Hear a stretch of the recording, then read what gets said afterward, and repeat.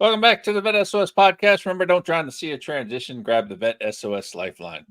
We are brought to you by the Who You Know Network, and we're proud members of the Prairie Deck community. We can also now be heard on Reach Across America Radio on Thursdays at 4 p.m. Eastern. You can find Reach Across America Radio on the iHeartRadio, Odyssey, and the TuneIn apps.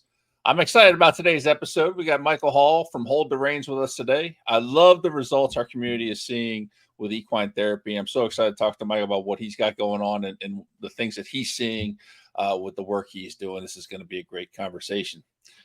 Mark, back in the house again today. How are you doing today, Mark?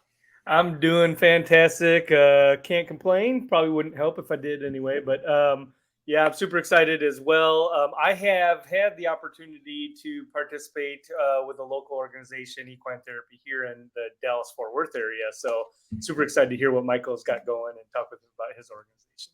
Absolutely. All right, so let's jump right into this. We got Chief Petty Officer SEAL Michael Hall. He's an active duty member of the Naval Special Warfare from the past 19 years. During his time in service, Michael has experienced and witnessed close friends endure the extreme challenges SEAL, SWIC, and EOD operators face during their careers. These challenges are not restricted to the battlefield and often impact the operator's home life. Hold the Reins is designed to provide tools that aid in adjusting to the extreme pressures they face throughout their careers, alleviating any trauma that interferes with their ability to lead normal and happy lives. Michael, so glad you joined us today. How you doing? Yeah, doing great. Thank y'all for having me. I just want to let all the listeners know that all my views and opinions are solely mine. They're not accepted or not influenced by the Department of Defense, Department of the Navy, or Naval Special Warfare. But thank you for having me. Yes, sir. Absolutely. I love the backdrop here. And what's awesome, if people are starting to think it's a fake virtual one, we just saw the horse move. This is all legit. Absolutely love it. This is gorgeous. I'm actually in Utah right now. We have a mentorship program that we use, started by Hugh Vale and Jeff Kirkham. Hugh's program is called Mustang Medicine, and we just got here last night, my wife and I, to do some immersion experiences and enjoy ourselves a little bit. So this is actually his place. He works with Mustangs and Mustangs only. Legacy and Swayze are behind me. Swayze being the tan, and then Legacy being the Bayron. So we're probably going to head off here in a little bit and talk about some opportunities that are staring us later on down the road and enjoy ourselves at 100+ degree heat.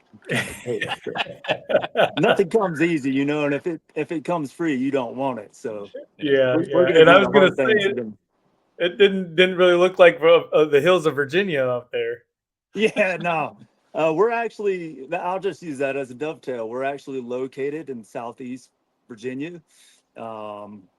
Virginia Beach is the southeast corner of Virginia, and our farm is about an hour and 15 minutes west of that in a town called Cortland.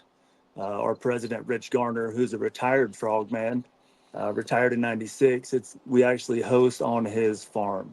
It's 34 acres, 12 horses. We got a couple fishing holes, and we're trying to grow it at a manageable rate. Of course, we want to grow it faster and faster and faster, just to, remind ourselves that Rome wasn't built in one day. So we're happy with the progress and the results that we're seeing. Yes, sir. Absolutely. That is awesome. So yeah, you're still in the service, so we won't worry about the transition piece yet, because I know that's coming here in your future. But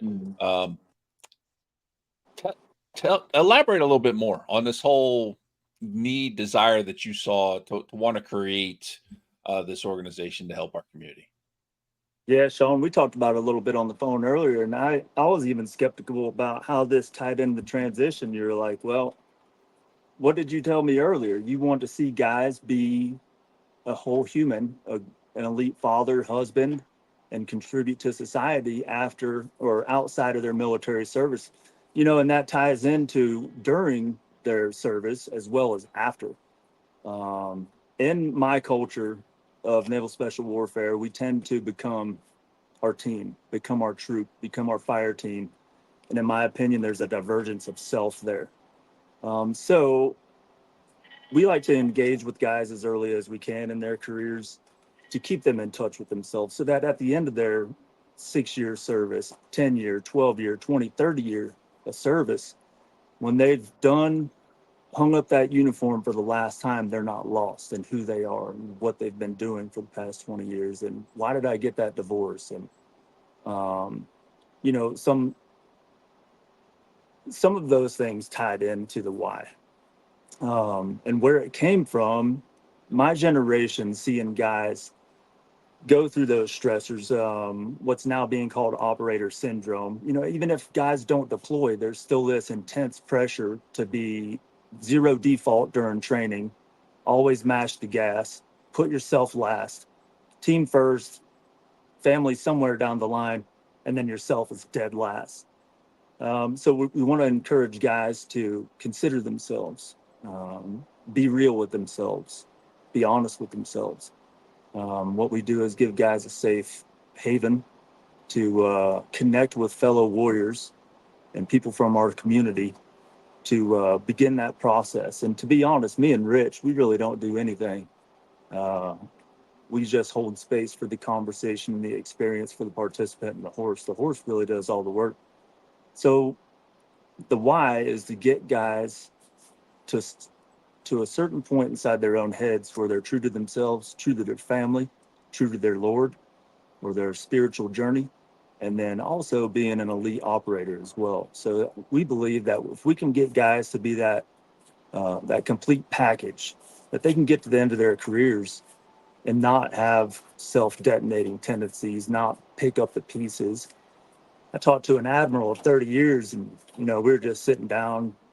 I hadn't even started this process yet. This was years ago. And he looked at me and he said, after 30 years in service, my life almost detonated. I had no clue who I was. And that was a jaw-dropping moment for me. Being an E-dog, I just feel like the officers have a wealth of resources and networks and a higher step-off point economically when it comes to finding a job outside the military. And to hear him say that made me realize that no one's immune to becoming the culture, becoming the trident, becoming the SWIC pin, becoming the EOD pin, whatever branch of service guys are in, whatever units that they're pinned into. We all serve with pride, and we all take pride in our service, and we give it our all. And sometimes we use ourselves up in giving it our all. So if a 30-year admiral is not immune to it, no one is. Yeah, I was going to ask too. I mean, I know you've got the organizations listed, SWIC and EOD. Are the majority of people coming through the program Frogmen, or are they operators across the board? Operators across the board. We haven't had a lot of engagement from the EOD community as much as the SEAL and SWIC community. But we typically don't say no to anyone. We have been asked if we would allow some people to come out, and I don't want to say no to anybody. Now, I want to say in that the conversation is a lot more natural when we sit down and talk with someone from our community who has walked the walk, who has done everything that you have done. It really just removes all the barriers. And I see a north and south out of all y'all, but to all the listeners out there, I'm sure you resonate with, you sit down, an Army guy sits down with a Navy guy, and automatically there's like, oh, okay, here we go, one of these types again. You know what I mean? It's like Sean and I. Sure. Okay. Yeah, sure. So it's been largely from our community, but we've had others come out, and surprisingly, the guys who have come out, two things they say: I did not know I needed this as much as I did, and the other thing is, my wife needs to see this. So we've seen a lot of individual growth with the horses that guys want to share with their families, and guys find will be beneficial to their marriage. That's absolutely awesome. It's profound. The things that we have experienced on the farm have been profound, and me and Rich often look at each other. It's just me and Rich Garner of Fishtail Bar G. He's our president. We just find each other in awe sometimes. The participants teach us things. The horses teach us things, and it's been a beautiful thing. Yeah. Well, I'm glad you mentioned that too, because And Sean, I'm sorry to interrupt. You No, you can. probably maybe are going this direction too, but spouses, especially for a high level operator such as yourself, it's a night and day difference probably than your average enlistee or service member who, I was a medic. I worked in a hospital. It was like a day job, right? Sure. For the most part, right? And so I wasn't married at the time, but it was just like being a civilian almost, right? Working in San Okay. Antonio. But Okay. for somebody such as yourself and your colleagues and peers, like they go through the ringer, right? It's like being married to a police officer, right? You don't know if they're coming home or not. You don't even know Right. where they're at half the time, Sure. right? So I Right. totally get that. I mean, spouses, man, what a testimony to their Yeah. mental fortitude to have to deal with all I didn't realize during my career, during my deployed status, and when I was training and running and gunning real hard, I didn't realize how much of a mental torture device it was for the family, for my wife and kids and my parents. Oh, my parents. About having a kid join during wartime, join special operations, deploying to the belly of the beast, and then not even to mention that it's just the training is there's high risk training not every training block that we have, but there is some high risk training. So even when we go down to Key West to dive, like dudes get dive injuries down there, dudes die from diving down there. um, so when you talk about the strain on the family and the things that they have to put up with in their mind and their psyche and their emotional bank, there's a lot in there. There's a lot going on that we as the service members, we live it, but we're so engrossed and immersed in our experience that it's a challenge to think about what everybody else is going through. that. Mhm. Oh yeah, absolutely. And I was, I was intel, so I was in variety of different types of units, including EOD, which was probably my funnest assignment being with them because they're an interesting breed. But the during my deployments, my wife wouldn't even watch the news. Like she didn't even want to, Sure. know what was going on. Tune Mm-hmm. all that out, what have you. So Mm-hmm. how do people get involved with the organization? Like if someone wants to participate and hold the reins, walk us through that process. What's that look like? The easiest way is to go through our website, www.holdthereins.org. All of our information is there. We have an email. It's contact us at holdthereins.org. It actually goes directly to me. And we've had a long list of volunteers, a long list of participants, and a long list of people who just want to know more about our program. Contact me via that way. We have social media links on my personal link is on LinkedIn, Instagram, and Facebook. We can just start a conversation those ways. And then, it takes some explaining sometimes. And you guys, did both of you say you've had equine therapy experience, or Mark, was that just you? It was just Mark. Yeah, just me. Yeah, there's a local Yeah. organization. And you probably have had a conversation like, oh, what's equine therapy like? It's like, well, it's kind of hard to explain. I'll do my best, but really, you just need to come out and experience it. So there's a varying degree of conversations. There's no question too dumb. If anyone's never been around horses before, completely welcome out before. If guys grew up cowboying and kind of lost touch with the horse through their service, more than welcome to come out to the farm. There's no experience level that's inappropriate.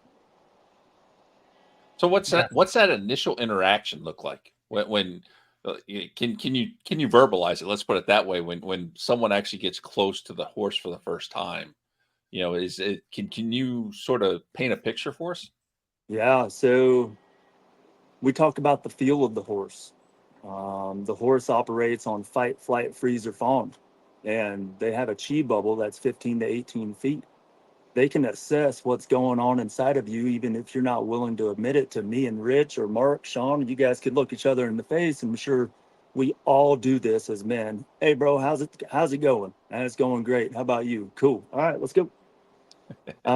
So there's a lot of undiscussed things, unacknowledged things, and there's a varying degree of reasons why we do that. Sometimes we're just mission focused. Sometimes we just have things to get done. But when you walk up to a horse, it's already got you figured out. So the initial experience is to us, for me, Rich and myself, to talk about how the horse works, how their brain works, how they assess emotions, how they can show us what's going on inside of us before we're willing to admit it. So we allow our participants to check in with themselves and start to begin to feel the horse and feel themselves at the same time. And it starts with walking out into the pasture and haltering their first horse. Then we get into the grooming. And the grooming is no more than, putting a halter on the horse requires a handshake of sorts. Grooming the horse, it's kind of like sitting down and having a conversation. If it's a woman, obviously you sit there and pet her, and if it's a dude, you sit there and have a casual conversation. And that grooming period can be as intimate or as casual as the participant wants it to be. After the grooming, we go into some groundwork. The groundwork can be something simple, just picking up feet, getting the horse to walk, lope, canter. We have a lot of other drills that we can put the human and the horse in touch with each other more and create that deeper bond of a feel. And we can venture off from there. That all happens within the first visit, and it is a lot to take in. Not just with the horse intelligence, what we call the horse IQ, but in that, as I explained, the horse runs off the 4Fs, the fight, flight, freeze, or fawn. And in that time, as you feel out the horse, your emotional intelligence is being maximized. You're just really going down a road of understanding, witnessing, assessing, and feeling emotions all in the moment. And a session lasts about 2 hours. So our participants are required, that we don't require it, but the horse requires it of them to be as situationally aware, present moment focus, and as emotionally available as they can be. So in that first 2 hours, in that first visit, from the halter to the grooming to the groundwork, it's about 2 hours. And at the end, we have a debrief. After that, if we leave it up to the participant, we let them maturate and give them about 24, 48 hours soak time, because that's a lot in 2 hours to be spending with a horse. And then we reassess and figure out what we can do for them next. That's an amazing picture. And in my mind, I'm trying to relate to it, right? Because like I love dogs, and there's something really comforting, about a dog, and especially when they want to curl up with you and you're petting them and you're just in that moment. Yeah. Um, a horse is a big animal. Yeah. Right. So Intimidatingly big. Yep. yeah, And you and can't so fake the funk around a horse. Like, you can be scared of a dog, sit there and pet it, and the dog's gonna be like, "Oh, he's petting me, he's fine." In most cases, you can't do that with a horse. There's a saying that Hugh taught us that timid people make spooky horses. So you gotta help guys get through some emotions, and then what we call like acting like you know what you're doing. In the teams, we call it team guying your way through something. You can't team guy your way through horses. They will wreck you. No imposter syndrome with horses. Yeah. all right. So you said that's the first visit. So how many visits, does an average person go through? There's, we've only been bringing participants out for the past 3 months, almost 4 months. And everybody we've had come out has wanted to hurry back, either by themselves or with their fiance, girlfriend, or wife, and then the kids. So we've seen more and more engagement with the guys that come out, and we haven't reached a point where we've had someone tap out like, "Hey guys, I think we've gone as far as we can." If that day comes, when it comes, Rich Garner, again, a fishtail bargee, also has a wealth of resources and a network that casts from California up to New Hampshire and Delaware, the Dakotas, Wyoming, Idaho, Florida. If a service member in their transition likes what we're doing, likes what they're doing on the farm, and we have a guy in our program now that's moving to Idaho at the end of the month. So we've been working with him as much as possible, and we found a cowboy in his town that Rich trusts to turn him over to. So our guy will be leaving our program and going to work with a cowboy in Idaho. And that's what we want to see for service members in transition. It's like, okay, not everybody's going to stay in Virginia Beach or the near around that area, the Hampton Roads area. So we want to be able to network them in and around cowboys that have a background and a knowledge of natural horsemanship. Because when guys come to us, they already have that ability to understand the emotional component of being around a horse, to not dominate the horse, not be intimidated by the horse, to work with the horse. So that's our goal. When guys are in transition, we find out where they're heading next. We find a cowboy in their area, and we try to get them in a good program, or at least on a good farm that they continue their horsemanship skills. I love that, Mark. I love the fact that we're seeing this more and more, where organizations are working together and they're referring people, they're pushing people to continue that support. This is great, Mark. Absolutely great. Yeah, I mean, again, there's so many opportunities, I think, across the country for people to plug in with organizations like yours, Michael, and we all need to work together. Like, if we're truly honest with ourselves, right, in what we're doing, and if it's about the mission and not the logo, like we had heard in maybe another episode, it's not about, even nonprofits, it's not about the logo, it's not about the catchphrase of the mission, or it is about the mission, right? And we're all collaborating together. That's what this show's about, right? That's exactly what this show is about, to bring awareness to organizations like yours so we can build this network. Amazing work you're doing. Yeah, I appreciate you guys' support, and thank y'all for having me on. I think what you guys are doing is, kind of the glue that holds everybody together, and the gasoline that keeps the engine running. And it's easy to stall out in transition. It's easy to get confused and lost, and having a wealth of resource that's easily accessible like y'all. So y'all are doing a great job as well.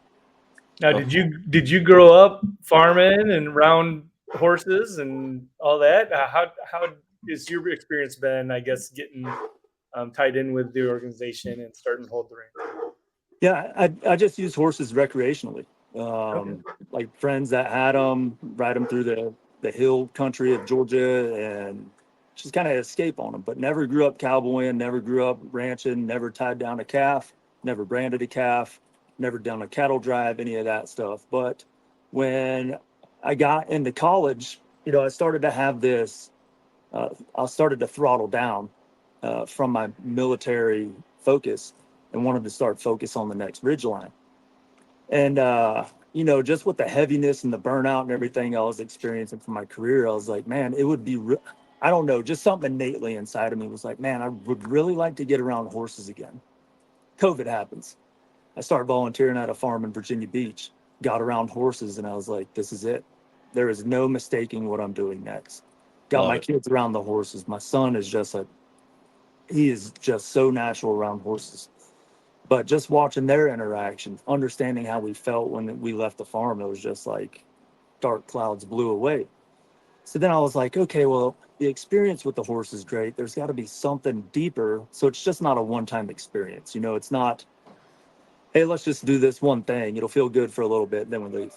And then the dark clouds roll back in. I was like, we got to be able to do something to help keep those clouds away, and, have that feeling of the horse, and have multiple touch points, be easily accessible, and be on the operator level. So I started researching equine therapy. Mind you, we're not an equine therapy organization. We're an equine assisted services organization. We provide coaching, togetherness, mentoring.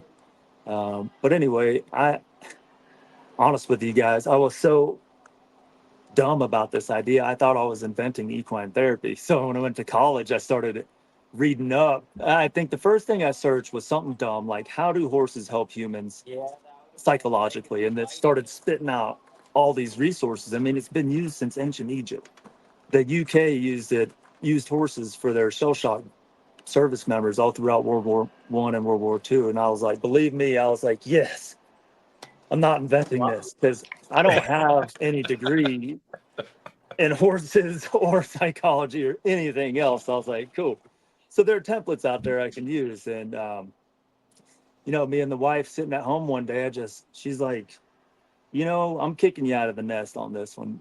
You're done talking about it. It's time to start making phone calls. I was like, yeah, that's all I needed. I was like, I just needed one person to believe in me and be like, I got your back. Let's do this. Give me the squeeze so I can get through the door kind of thing. She gave me the squeeze, and that was February of last year. And then we had a long road of making mistakes, redefining what the word friend meant, understanding who was really with us, who was going to go through the door with us and who was just going to stay up on the side of the mountain and provide overwatch. And you guys go get them, not support us really, except just give us mouth music. And then, like I said, we started this in February of last year. We got our 501c3 in October of last year. And then this about March timeframe, we started welcoming people onto the farm.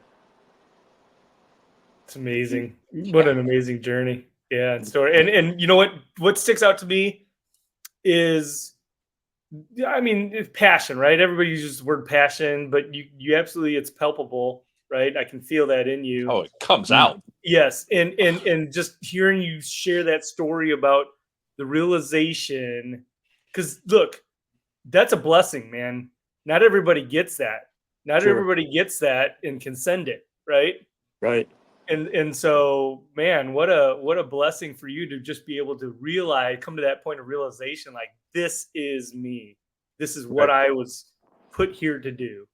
Yeah, and So I think I can tell everybody but the thing is, Mark, anybody who's worn the uniform has done that.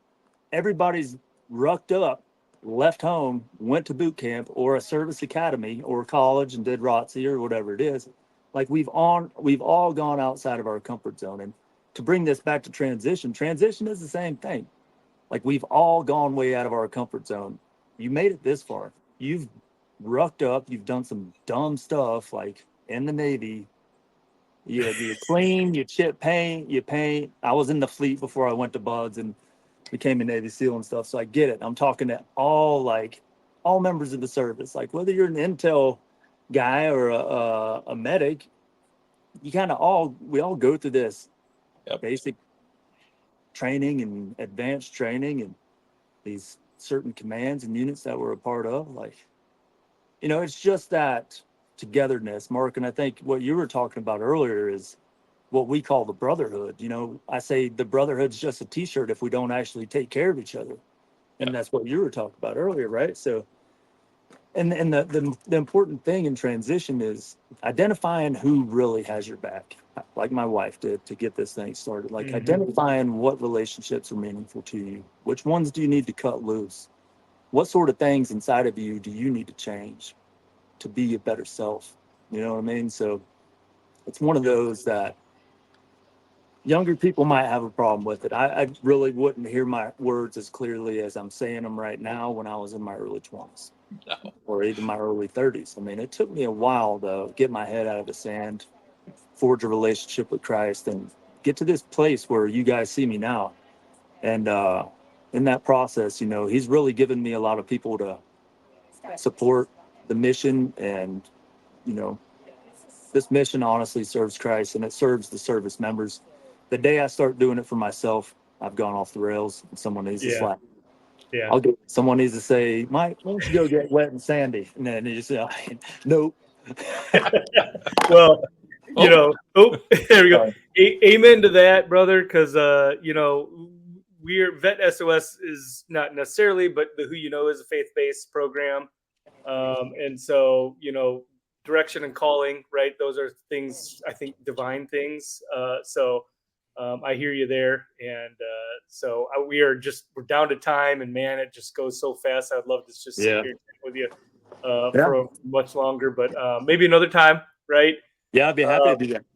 Yeah. So thank you for sharing. Appreciate that.